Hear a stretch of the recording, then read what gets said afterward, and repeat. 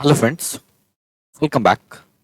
आज के इस एनालिसिस वीडियो में हम लोग बात करने वाले हैं एक ऐसे स्टॉक के ऊपर जहां पे कि एक बहुत ही जबरदस्त ब्रेकआउट देखने को मिल रहा है। 16 ईयर का ब्रेकआउट है।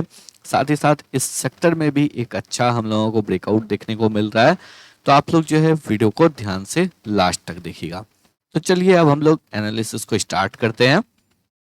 सबसे पहले बात करते हैं, हम लोग बात कर रहे हैं एनसीसी के शेयर के ऊपर। एनसीसी के शेयर में फ्राइडे के सेशन में 5% का एक शानदार तेजी देखने को मिला। अगर यहाँ पे देखेंगे मॉर्निंग से स्टॉक जो है आपको निगेटिव में ट्रेड कर रहा था, बट एक बार स्टॉक ने प्रीवियस क्लोजिंग प्राइस को क्रॉस किया, उसके बाद स्टॉक में एक सडन तेजी देखने को मिला और फाइनली स्टॉक जो उसी लेवल पे क्लोज हो गया। इस पूरे वीक की अगर बात करेंगे, इस पूरे वीक में स्टॉक जो है तकरीबन 13.5% की तेजी के साथ क्लोज दिया है। और लास्ट अगर 1 मंथ की बात करेंगे तो लास्ट 1 मंथ में स्टॉक 20% के एक शानदार तेजी के साथ ट्रेड कर रहा है। तो बहुत ही बढ़िया स्टॉक का परफॉर्मेंस है। अगर लास्ट 6 मंथ में देखेंगे तो स्टॉक ने 68% का रिटर्न दिया है और लास्ट 1 ईयर में अगर देखेंगे तो स्टॉक ने 187% का एक बेहतरीन रिटर्न बना के दिया है। तो अब इस स्टॉक में क्या करना चाहिए, चलिए आगे डिटेल में और भी बात करते हैं। सबसे पहले इस स्टॉक के कुछ फंडामेंटल पॉइंट्स के ऊपर हम लोग बात कर लेते हैं। मार्केट कैप है 15,991 करोड़ का। बुक वैल्यू है 100 का। करेंटली स्टॉक 255 रुपीज के लेवल पे ट्रेड कर रहा है। ROC return on capital employed 18.7% का है और ROE return on equity almost 10% का है। चलिए अब बात करते हैं हम लोग। सबसे पहले शेयर होल्डिंग पैटर्न के ऊपर बात करेंगे। प्रोमोटर का होल्डिंग कांस्टेंट है 22% का।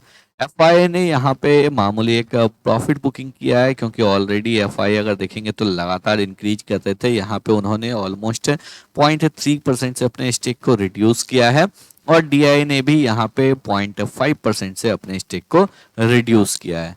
रेस्ट जो है यहाँ पे आपको पब्लिक का शेयर होल्डिंग देखने को मिल रहा है 43.59%।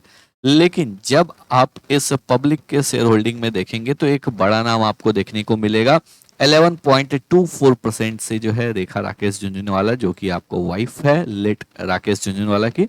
उन्होंने पोजीशन बनाया है 11% से। 11.24% उनका है।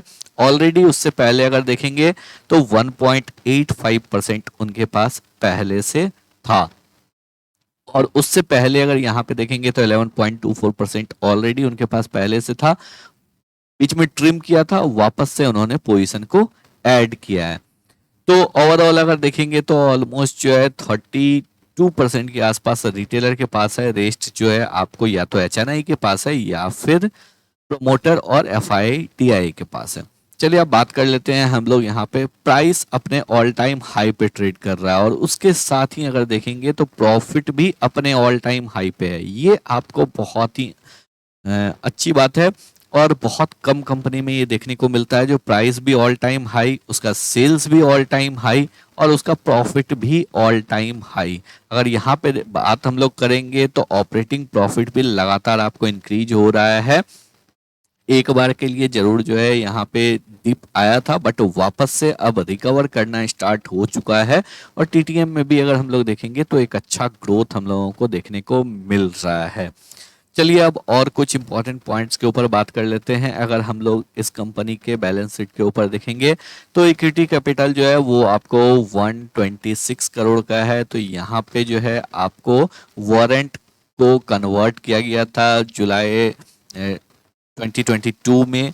इसके साथ ही अगर हम लोग यहाँ पे बात करेंगे तो अभी आपको कोई भी राइट्स या बोनस इशू नहीं हुआ है। तो एक कन्वर्जन का वारंट का कन्वर्जन था और इसके बाद ही जो है आपको यहाँ पे इक्विटी कैपिटल में इंक्रीज होता हुआ दिख रहा है। डेट की अगर बात करेंगे तो 1439 करोड़ का है एज ऑफ सितंबर 2023। तो यहाँ पे जो है मार्केट कैप के कंपैरिजन में डेट ज़्यादा नहीं है, बट अगर डेट टू इक्विटी की बात करेंगे तो डेट टू इक्विटी जो है ऑलमोस्ट आपका 11 से ज़्यादा का है। यहाँ पे कंस्ट्रक्शन लाइन की कंपनी है, लेकिन एक चीज़ जो यहाँ पे आपको काफ़ी इम्पोर्टेंट देखने को मिलेगा, अगर आप यहाँ पे रेशियोज में देखेंगे, कैश कन्वर्जन साइकिल निगेटिव में है। यानी कि जितने भी इनके प्रोजेक्ट है उनके लिए पैसा इनके पास पहले आ रहा है, प्रोजेक्ट ये बाद में डिलीवरी कर रहे हैं, और ये बहुत ही फेवरेबल फिनोमिना होता है। इसके साथ ही अगर बात करेंगे, डेब्टर डेज जो है वो आपको डिक्रीज हुआ है, इन्वेंट्री भी अब जल्दी जल्दी निकलने लगा है, और डेज पेएबल भी जो है ये आपको रिड्यूस हुआ है। तो ये काफ़ी आपको पॉजिटिव पॉइंट है। इसके साथ ही जो है यहाँ पे वर्किंग कैपिटल डेज भी इम्प्रूव हुआ है। तो एक अच्छा इम्प्रूवमेंट हम लोगों को फंडामेंटल देखने को मिल रहा है। फंडामेंटली जो है धीरे धीरे कंपनी अपने आप को इम्प्रूव कर रहा है, प्रॉफिट अपने ऑल टाइम हाई पे ट्रेड कर रहा है, नेट प्रॉफिट अपने ऑल टाइम हाई पे है, साथ ही साथ सेल्स अपने ऑल टाइम हाई पे है। क्वार्टरली बेसिस पे भी अगर देखेंगे तो क्वार्टरली बेसिस पे भी हम लोगों को लगातार जो है कंपनी में ग्रोथ देखने को मिल रहा है। कंपनी का सेल्स इंप्रूव हो रहा है, ऑपरेटिंग प्रॉफिट इंप्रूव हो रहा है। तो डेट भी अगर है तो यहाँ पे कंपनी जो है डेट को इजीली क्लियर कर सकता है, अगर कंपनी के पास कैश फ्लो आ रहा है। अगर हम लोग कैश फ्लो की बात करेंगे तो कैश फ्लो काफ़ी अच्छा है, 1100 करोड़, 1400 करोड़, 842 करोड़। तो अगर कैश इन हैंड है तो फिर अगर 1100 करोड़ का कैश फ्लो आपके पास है तो फिर आप 1500 करोड़ के डेट जो है वो आपके लिए ज़्यादा नहीं है। साथ ही साथ कंपनी के पास जो है 6154 करोड़ का रिजर्व्स भी पड़ा हुआ है। तो चलिए अब चार्ट्स के ऊपर बात करते हैं। सबसे पहले डेली चार्ट में देखेंगे तो एक अच्छा तेजी देखने को मिल रहा है, लेकिन यहाँ पे हम लोग आ चुके हैं मंथली चार्ट के ऊपर। सबसे पहले अगर यहाँ पे देखेंगे तो हम लोगों को जुलाई मंथ में 150 रुपीज़ के लेवल के ऊपर ब्रेकआउट देखने को मिला था, और ये ब्रेकआउट था ऑलमोस्ट आपका 15 ईयर का।